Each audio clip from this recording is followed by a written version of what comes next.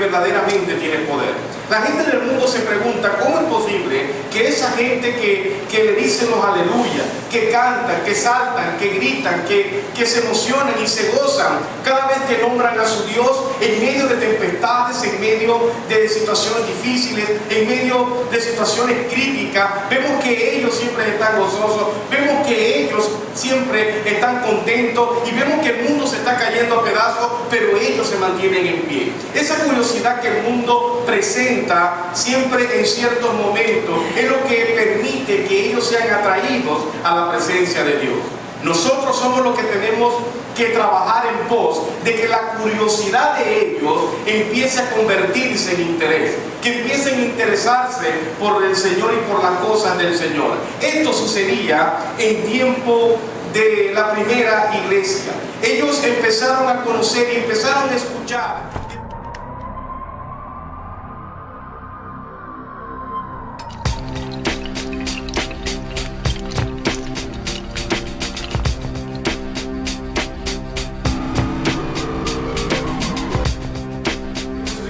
Precisamente en el libro de Hechos, en su capítulo 2, y vamos a leer el principio de lo que es la primera iglesia, cuando entramos a la sexta dispensación, que es la dispensación de la iglesia, donde en tiempo de Pentecostés el Espíritu Santo fue enviado desde el cielo y tomó a la gente que estaba allí juntas, unánime, orando y esperando ser llenos del Espíritu Santo. Hechos capítulo 2, cuando usted lo tenga, me da un fuerte amén. Gloria a Dios. Leemos entonces en el nombre del Padre, Hijo y Espíritu Santo. Amén. Hechos 2 dice así: cuando llegó el día de Pentecostés, estaban todos unánimes juntos, y de repente vino del cielo un estruendo como de un viento recio, que soplaba, el cual llenó toda la casa donde estaban sentados. Y se les aparecieron lenguas repartidas como de fuego, asentándose sobre cada uno de ellos. Y fueron todos llenos del Espíritu Santo y comenzaron a hablar en otras lenguas, según el Espíritu les daba que hablasen. Moraban entonces en Jerusalén judíos, varones piadosos, de todas las naciones bajo el cielo. Que el Señor añada bendición y vida eterna.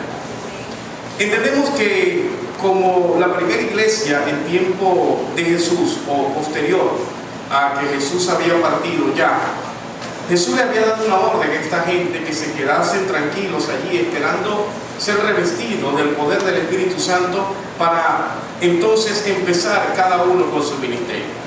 Pero vemos que la primera iglesia cristiana empezó a llenarse de curiosos. Diga conmigo, curiosos. La Biblia nos enseña en el versículo 12, en el mismo libro de los Hechos, capítulo 2, dice: y estaban todos atónitos y perplejos. Diga conmigo, atónito y perplejo, diciéndose unos a otros: ¿qué quiere decir esto? Mas otros, burlándose, decían: están llenos de mosto. El impacto del Espíritu Santo en la primera iglesia, en esa reunión donde estaba en el aposento alto, fue de tal magnitud que la gente quedó perpleja y quedó atónita por causa de lo que el Espíritu Santo estaba haciendo en la gente que había recibido su poder en tiempo de Pentecostés. Notamos que esta gente empezó a tener curiosidad y cada vez se iban agolpando más de acuerdo a lo que Dios estaba haciendo en medio de toda esa gente. Si hay algo que Dios hace en el medio de nuestro tiempo, es despertar la curiosidad en cada uno de nosotros. Y aunque muchos de nosotros hemos procedido a pertenecer a la familia de Cristo o a entrar a un proceso de salvación, es debido a que Dios ha tocado ese punto de curiosidad que también tocó en Moisés cuando él sale de Egipto.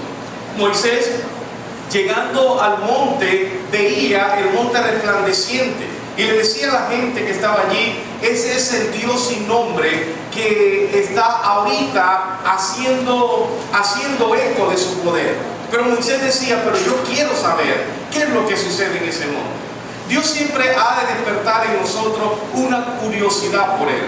Y la curiosidad es lo que nos permite a nosotros primero conocer bien qué es lo que Dios tiene como propósito en cada uno de nosotros. Y luego que nosotros le conocemos, empezamos a despertar el interés por el Señor. La gente de la iglesia primitiva estaba curiosa porque estaba sucediendo algo impresionante dentro del tiempo de Pentecostés. Y yo estoy seguro que todos nosotros siempre se nos despertó la curiosidad, como en estos tiempos el mundo se le despierta la curiosidad por saber cuál es el Dios que nosotros tenemos que verdaderamente tiene poder. La gente del mundo se pregunta cómo es posible que esa gente que le dicen los aleluya, que cantan, que saltan, que gritan, que se emocionan y se gozan cada vez que nombran a su Dios en medio de tempestades, en medio de situaciones difíciles, en medio de situaciones críticas, vemos que ellos siempre están gozosos, vemos que ellos siempre están contentos y vemos que el mundo se está cayendo a pedazos, pero ellos se mantienen en pie. Esa curiosidad que el mundo presenta siempre en ciertos momentos es lo que permite que ellos sean atraídos a la presencia de Dios. Nosotros somos los que tenemos que trabajar en pos de que la curiosidad de ellos empiece a convertirse en interés, que empiecen a interesarse por el Señor y por las cosas del Señor. Esto sucedía en tiempo de la primera iglesia. Ellos empezaron a conocer y empezaron a escuchar de parte de los apóstoles la situación que estaba reinando en el momento. Y obviamente aquellos que decían, aquellos que detractaban, aquellos que tenían la lengua larga y que mejor es hablar por lo que ellos piensan, decían, no, es que ellos están llenos de monstruos, es que ellos están borrachos. Pedro entonces se levanta y da una cátedra en ese momento y le dice, no están llenos de monstruos porque es temprano, apenas son las primeras horas del día.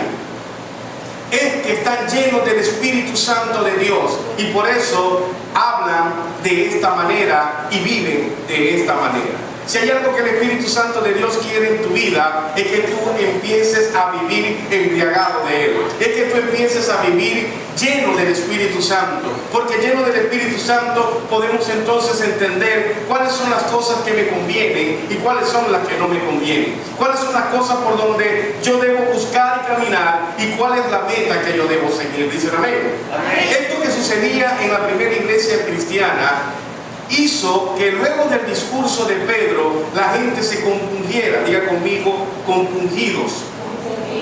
Sí, Señor. Ellos, escuchando a Pedro, sintieron un remordimiento de conciencia y se quebrantaron en el espíritu. Dice el libro de los Hechos, en el capítulo 2, verso 37, al oír esto, se compungieron de corazón y dijeron a Pedro y a los otros apóstoles, varones hermanos, ¿qué haremos?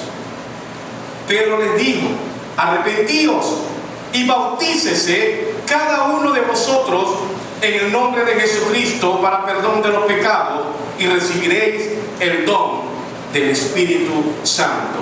Porque para vosotros es la promesa y para vuestros hijos y para todos los que están lejos, para cuantos el Señor nuestro Dios llama. Nosotros hemos trabajado en función de cumplir con lo que dice la Escritura.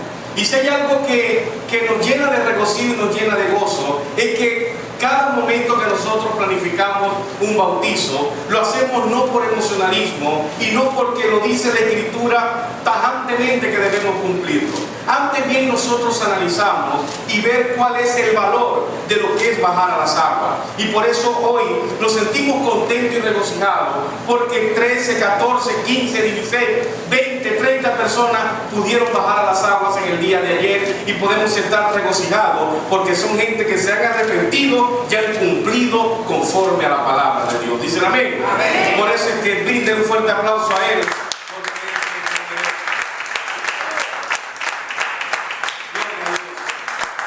El Espíritu Santo mostraba en tiempo de la iglesia es que Él, luego del derramamiento del Espíritu allí, ellos empezaron a compungirse.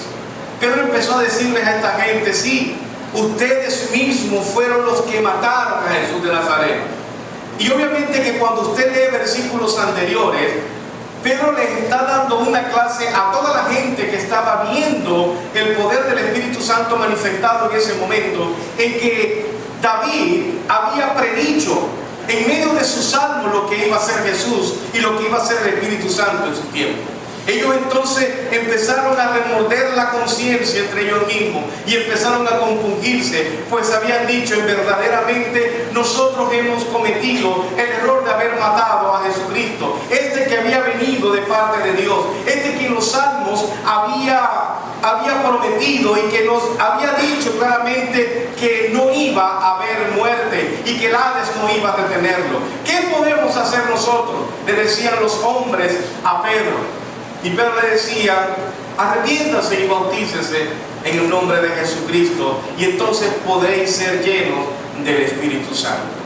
El arrepentimiento que vemos en la antigua iglesia, en la primera iglesia, es un arrepentimiento genuino. No era un arrepentimiento de que hoy no lo voy a hacer, pero mañana me tentaron y lo volví a hacer. No es el arrepentimiento de aquel borracho que bebe un fin de semana y cuando la resaca lo está matando el día domingo, entonces dice: no voy a beber más. Pero resulta que cuando lo llama por teléfono el amigo, cuando lo llama por teléfono aquel compañero de farra, resulta que no más que hacen esperar el día viernes, el día jueves, para entonces volver a beber y volver a embriagarse. Eso no es el arrepentimiento que Dios nos dice. El arrepentimiento no es aquel que habla mal de una persona y digo: verdaderamente yo estoy hablando mal de esta persona, pero no lo voy a volver a hacer. Pero nomás que hacen rasparle el cuchillito a la hermanita y la hermanita vuelve a soltar la lengua y vuelve a destrozar a las personas. Eso no es el arrepentimiento. El arrepentimiento que nosotros hemos profesado y el arrepentimiento que el libro de los Hechos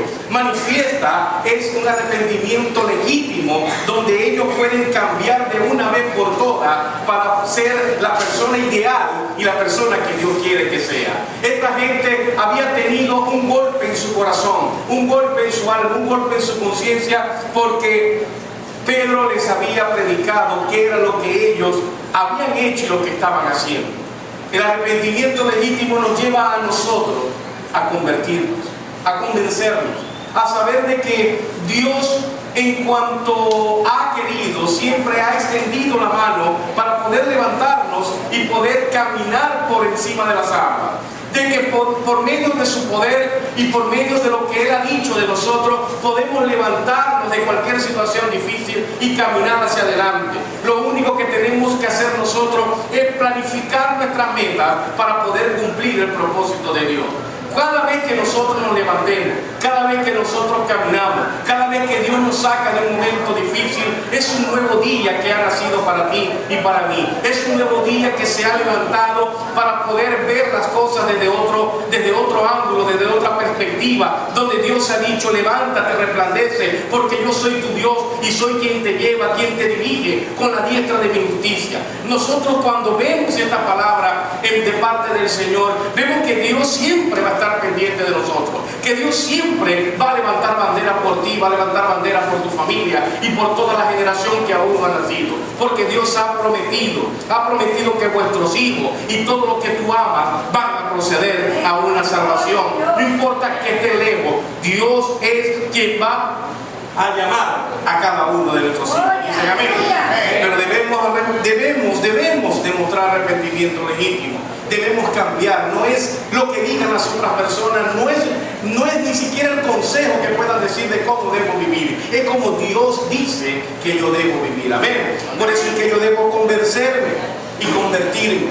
Si esta gente primero tuvo una curiosidad de saber qué es lo que estaba sucediendo, ellos entonces entendieron que era por parte del Espíritu Santo que les remordió la conciencia. Ellos entonces procedieron a convertirse. Y dice la Escritura en el mismo libro de los Hechos, pero esta vez en el verso 41: así que los que recibieron la palabra fueron bautizados, y se añadieron a aquel día como 3,000 personas.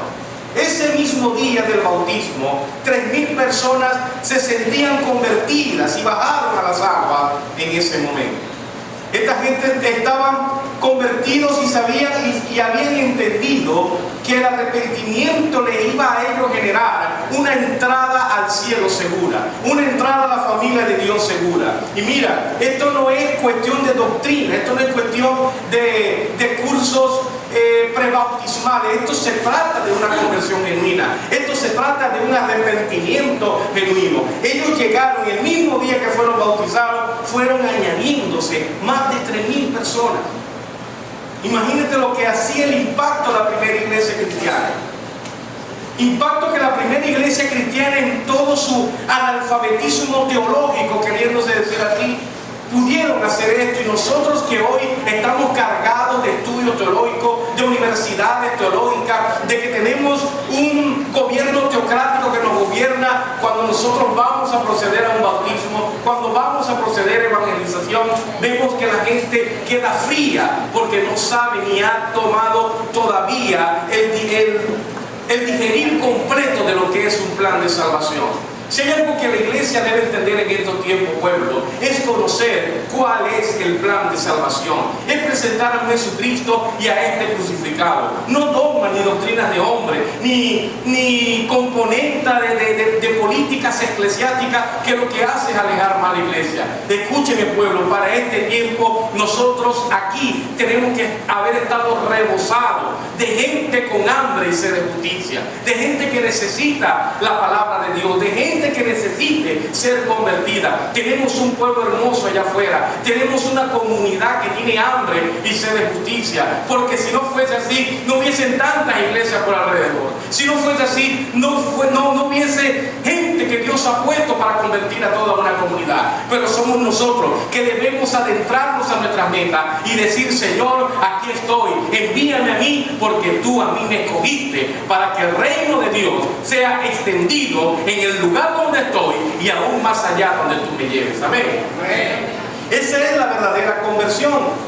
Convertirse al Señor no es no dejar de hacer las cosas, ni dejar de hacer las cosas. No, es empezar a trabajar en función de la extensión del reino. Mire, usted que se bautizó ayer, déjeme decirle que usted tiene todas las herramientas y todas las posibilidades de abrir campo, y los que ya lo hicieron tienen las herramientas y todas las posibilidades de abrir un campo de que toda la comunidad puedan presentarse convertidos a la presencia de Dios. Si ellos, en manos de Pedro, que no era tan lleno de palabras teológicas, pudo en un sermón hacer que más de 3,000 personas se convirtiesen por medio del poder del Espíritu Santo, ¿cuánto más usted, que el Espíritu Santo ya gobierna en usted, de que conoce la palabra de Dios y de que usted está equipado para toda buena obra? ¿Cuánto no van a convertirse y a seguirlo a usted por lo que usted presenta y por lo que usted da de ejemplo? Pero hay un problema, que nosotros quizás nos podemos llenar de palabras bonitas, pero con el ejemplo echamos todo a perder. Se acabaron los amén. Si hay algo que nosotros debemos entender cuando nos convertimos, es consagrarnos a las cosas de Dios. El hecho de que tú te conviertas y no te consagres no te hace mejor cristiano que otro. El convertirse y el consagrarte es lo que te hace la perfección de un cristiano. Trabajar para el Señor y hacerlo todo conforme a su gloria, a su poder, a su unción. Mire que esta gente, si hay algo que tenía, era consagración. Luego que se les había despertado la curiosidad, luego que habían llegado con un corazón derramado, luego que se convirtieron, empezaron a trabajar para el Señor. Empezaron a consagrarse. Diga conmigo: consagrarse. Y mira lo que dice la Escritura: y perseveraban en la doctrina de los apóstoles, en la comunión unos con otros, en el partimiento del pan y en las oraciones. Eso es consagrarse. La consagración significa vivir en comunión, en comunidad, que todos tengan el mismo pensar, el mismo sentir. Dice la Escritura que esta gente estaba tan de acuerdo en lo que hacía, que cada vez que ellos oraban temblaba la tierra, porque estaban de acuerdo con lo que ellos estaban planteando ante la presencia del Señor. Eso se llama consagración. Dice la Escritura que en la comunión unos con otros, en el partimiento del pan y en las oraciones. Ellos empezaron a consagrarse de tal manera que por causa de esta consagración sobrevino temor a todas las personas, y muchas maravillas y señales eran hechas por los apóstoles en este tiempo. ¿Qué es lo que permitía que ellos hicieran señales y prodigios? ¿Qué les permitía que Dios los revistiera de poder a ellos? ¿Qué les permitía que ellos pudieran levantar y sanar enfermos? era la consagración que tenían, era la comunión que tenían los unos con los otros, y era que compartían todas las cosas de tal manera que ninguno tenía necesidad de nada. Si hay algo que debemos aprender, iglesia, de esta primera iglesia, de esta iglesia, la iniciativa que tenían en común todas las cosas. Ellos decían que vendían todas las cosas y ponían a los pies de los apóstoles, de manera que ninguno tenía necesidad de nada. Nosotros nos falta, escúchame bien, iglesia, a nosotros nos falta llenar la casa de Dios con nuestros bienes, con nuestro servicio, con nuestra forma de vivir. No se trata, escúchame bien, no se trata de regalar lo que yo tengo y que con mucho sacrificio me ha costado. No, se trata de darle al Señor lo que a Él le pertenece. Y si alguna vez me sobra algo, compartirlo entonces con mi gente, con la gente que amo, con mi familia, con mis amigos, con la gente que yo sé que tiene necesidad. No podemos seguir pensando en nosotros mismos. No podemos seguir viviendo una vida de egoísmo. Tenemos que vivir conforme a la consagración que Dios nos dice que vivamos, porque este es el requisito de ser un verdadero cristiano. ¿Cuál es el requisito? Preocuparse por el problema ajeno, preocuparse por el prójimo, preocuparse por la necesidad de otro. ¿Cuál es la verdadera religión? Lo que nos dice el libro de Santiago. La verdadera religión no es la católica, no es la evangélica, no es la mormona, no son los testigos de Jehová. La verdadera religión es visitar a los enfermos, cuidar a los ancianos, visitar a las viudas. Esa es la verdadera religión. Eso es lo que Dios nos enseña a nosotros en el momento de consagrarnos. En el momento de consagrarnos no es llegar y visitar una iglesia y quedarnos ahí levantando las manos para que todos los problemas se me vayan, o por lo menos me cueste menos el llevar la carga. No, el consagrar significa vivir por el otro. Si hay algo que Jesús nos enseñó, es que vivía por la gente que le seguía, es que vivía por aquella gente que le seguía como su líder, porque si Jesús tenía algo, es que era consagrado a lo que su Padre decía. Y hoy en día quiero enseñarte, pueblo, que la consagración va mucho más allá del visitar una iglesia o de cumplir algún trabajo dentro de ella. La consagración va de que tú tienes que tener comunión con otro, tienes que repartir lo que tú tienes de bendición y tienes que vivir de acuerdo con otra persona para que tus oraciones también sean de acuerdo al propósito de Dios. ¿Dicen amén? Esto lo tenía la iglesia primitiva. Esto lo tenía la iglesia en aquellos tiempos cuando se consagraba. Eran compañeros de todos los sentidos. Dice el verso 44 que existía compañerismo en medio de la iglesia primitiva. Escuchen, todos los que habían creído estaban juntos y venían en comunión y tenían en comunión todas las cosas y vendían sus propiedades y sus bienes y los repartían a todos según la necesidad de cada uno. ¿Qué lejos estamos nosotros, pueblo? ¿Qué lejos estamos nosotros de ser una verdadera iglesia como la iglesia de los primeros tiempos? ¿Qué lejos estamos nosotros de convertirnos o de ser igual a la primera iglesia cristiana? Si está escrita esta iglesia aquí en el libro de los Hechos, es para que nosotros podamos tener ejemplo y podamos tomar lo mejor para entregárselo al Señor. Y el Señor, déjeme decirte, que sabrá multiplicarte a ti al 100 por uno todas sus promesas. Amén. Dice, todos los que habían creído estaban juntos y tenían en comunión todas las cosas. Si hay algo que tenía la primera iglesia, es que había compañerismo. Diga conmigo, compañerismo. ¿Cuántos de nosotros hemos creído de que tenemos amigos? ¿Cuántos de nosotros hemos creído y contamos hasta los secretos a nuestros mejores amigos o a nuestras amigas? Pero vemos que a la final terminan fallando y terminan divulgando toda la confianza que tú has puesto en tu compañero. La comunión que debemos tener nosotros como hermanos es una comunión que vaya directo a extensión del reino, que vaya directo a lo que tú piensas sea igual a lo que yo pienso. Y si tú y yo no pensamos de la misma manera, no importa, pero que tu pensamiento sea en producción a extensión del reino de Dios en la tierra, y que mi pensamiento también sea igual. No es que tú vas a tirar por un lado y yo voy a tirar para el otro, no. Ponernos de acuerdo en la cuestión del Señor. Las cosas personales son cosas personales. Las cosas y los problemas que yo pueda tener en mi casa, en mi familia, son mis problemas, y puedo aceptar cualquier ayuda. Pero cuando se trata de la iglesia, cuando se trata del pensamiento de Dios dentro de un grupo de personas, tiene que ser totalmente en coinonía para que Dios entonces pueda derramar toda su bendición, toda su gloria. Amén. Si hay algo que nosotros debemos aprender sobre esta gente, es que vivían contentos, vivían en gozo. A ellos no les importaba la situación, era el gozo que estaba presente dentro de la iglesia. Dice la Escritura: y perseverando unánimes cada día en el templo y partiendo el pan, las cosas comían junto con alegría y con sencillez de corazón. Si hay algo que los mantenía vivos y contentos a ellos, es que tenían un corazón sencillo, que no era un corazón que miraba por encima del hombro, que no era porque Dios me puso a mí en esta iglesia como ministro y yo tengo que ver a todo el mundo por debajo de mí. No es porque yo danzo más bonito que otra danzarina me van a poner encima de mí, no. Había sencillez de corazón en el tiempo de la iglesia antigua. Había sencillez de espíritu. Eran gente que se entregaban a todas las cosas. Sabían que había un primer amor. Había un amor que acababa de descender al cielo. Acababa de irse el Señor en este momento, pero había regresado en forma de Espíritu Santo.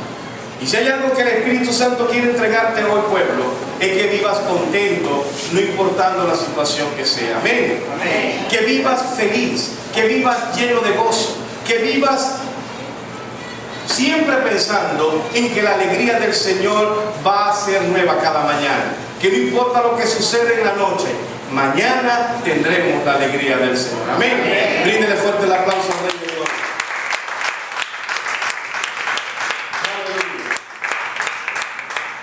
Santo es tu nombre. Entendemos claramente y quiero terminar con esto, es que la primera iglesia cristiana tenía una multiplicación sobrenatural, y no era porque salían a buscar gente, no era porque se afanaban buscando gente, era porque Dios añadía todo aquel que iba a proceder a la salvación. Esta iglesia se multiplicaba, y dice la Escritura en el verso 47: alabando a Dios y teniendo favor con todo el pueblo, y el Señor añadía cada día a la iglesia los que habían de ser salvos. Si hemos entendido en estos tiempos, es que Dios, escuche bien, Dios va a añadir a la iglesia todos aquellos que van a proceder a la salvación. ¿Pero cuándo? Cuando nosotros compartamos y vivamos unánimes y de acuerdo con nuestro compañero, con nuestro hermano. Del verso 46 al verso 47 puedo entender claramente que Dios me da a mí aquí en el libro de los Hechos capítulo 2 verso 46-47 la estrategia para que una iglesia se llene, para que una iglesia Dios añada a la gente de la salvación. Mira lo que dice la Escritura: y perseverando unánimes. ¿Qué significa eso? Estando de acuerdo cada día en el templo y partiendo el pan en las casas, comían junto con alegría y sencillez de corazón. Lo dice la Escritura, verso 46, verso 47, alabando a Dios y teniendo favor con todo el pueblo. Y el Señor añadía cada día a la iglesia los que habían de ser salvos. ¿Qué nos enseña todo versículo? Que debemos perseverar en la oración, debemos compartir todas nuestras cosas con nuestro compañero y ser hospedador. La Biblia nos enseña que nosotros podemos compartir el pan en nuestras casas con la gente que visitamos o con la gente que nos visita. Mira lo que dice la Escritura: partiendo el pan juntos en las casas, comían juntos con alegría y sobre todo con sencillez de corazón. Si hay algo que Dios quiere cambiar en tu vida, es ese corazón de piedra y convertirlo en un corazón de carne. que tu corazón sea sencillo, que tu corazón pueda ministrar a otra persona, que tu actitud, tu humildad puedan ser el ejemplo, el mejor ejemplo de predicación para que la gente venga a los pies de Cristo. No lo contrario. Me da dolor cuando vemos por la calle que la gente habla de nuestros hermanos cuando dicen, ¿y eso que es evangélico? Mira cómo se porta en la calle, mira cómo trata a su esposa, mira cómo trata a su hermano, mira cómo trata a su esposo. ¿Y eso que es evangélico? Yo no sé cuántos de ustedes han escuchado, porque lo peor del mundo es que nosotros mismos lo decimos. ¿Y saben por qué? Porque nos falta esto. Nos falta la sencillez de corazón, nos falta tener, escuche bien, nos falta tener la humildad. Esto nos va a llevar a nosotros a alabar a Dios, esto nos va a llevar a nosotros a glorificar a Dios. Y por supuesto, una vez que nosotros aprendamos a ser sencillos de corazón y humildes, obviamente Dios va a añadir cada día va a añadir a la iglesia todos aquellos que iban a proceder o que van a proceder a la salvación. Pueblo querido, pueblo amado, la iglesia no es un club social. La iglesia, siempre lo he dicho, es un taller de gente con problemas, pero que Dios nos ha reunido a todos para que juntos podamos compartir el pan, para que juntos podamos vivir en armonía, unánime, y poder juntos ser llenos del Espíritu Santo. Porque si hay algo que yo he aprendido, que el Espíritu Santo alcanza para todos. El Espíritu Santo nos llena a todos y nos rebosa nuestro vaso. Pero somos nosotros los que debemos vaciarnos de lo que somos, de lo que tenemos, de lo que nuestro corazón sugiere. Vaciarnos totalmente y quedar vacío, para que el Espíritu Santo entonces pueda llenar tu vida con lo que Él es, con su presencia, con su sencillez, con ese espíritu que Jesús tuvo en el tiempo antiguo y que nosotros hoy podemos disfrutarlo en forma de Espíritu Santo, y vamos a ver las cosas que van a cambiar en tu vida. Vamos a conocer cómo Dios va a añadir en tu día pesado, va a añadir ligereza. En tu día cargado va a añadir suavidad. En tu día de angustia va a añadir alegría. Y en tu día de lamento, Dios lo va a convertir en paz. Amén. Amén. Denle fuerte el aplauso y vamos